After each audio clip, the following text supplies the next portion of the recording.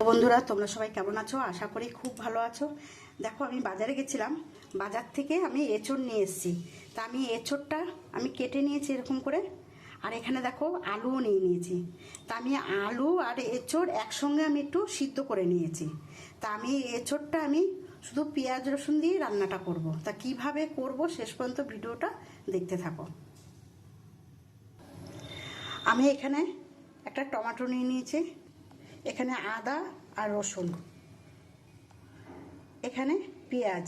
আমি এখানে একটা পেঁয়াজ বড় দেখে কেটে নিয়েছি। আমি এখন এটা একটু পেস্ট করে নেব। আমি আদা রসুন পেঁয়াজটা আমি বেটে নিয়েছি। আমি কড়াইয়ের মধ্যে তেল দিয়ে দিয়েছি, তেজপাতা আর জিরে ফোড়ন দিয়ে দিয়েছি। এখানে আমি আদা রসুন পেঁয়াজটা পেস্ট করে দেবো।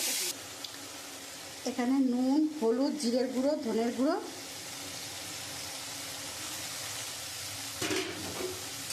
এই মশলাটা দিয়ে আমি এবার খুব সুন্দর করে কষাবো। এই মশলাটা দিয়ে সুন্দর করে কষিয়ে নিয়েছি। এখানে আমি একটু টক দই দিয়ে দেবো।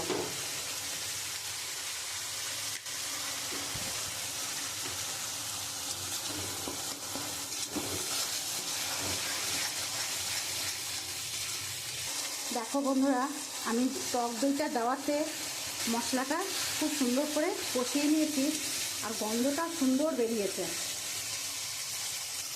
আমি এঁচোড় আর আলুটা যে সিদ্ধ করে রেখেছি ওটা আমি দিয়ে দেবো। আমি এখন আরেকটু কষিয়ে নেব।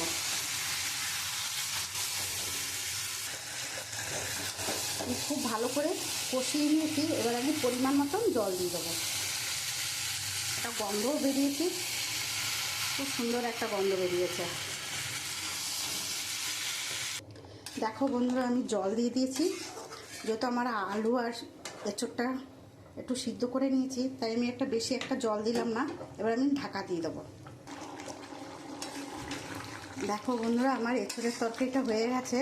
আমি এবারে নামিয়ে দেবো। আমি একটু গরম মশলা দিয়ে দেবো। আমি এখানে তো গরম মশলা দিয়ে দিয়েছি। আমি একটু উপর থেকে ধনে পাতা দিয়ে দেবো।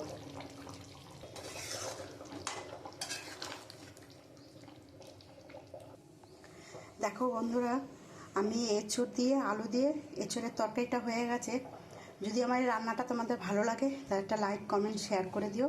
আর তোমরা এরকমভাবে বাড়িতে করে খেও, আশা করি খুব ভালো লাগবে। প্রথম থেকে শেষ অবধি ভিডিওটা দেখার জন্য অনুরোধ রইল। ধন্যবাদ।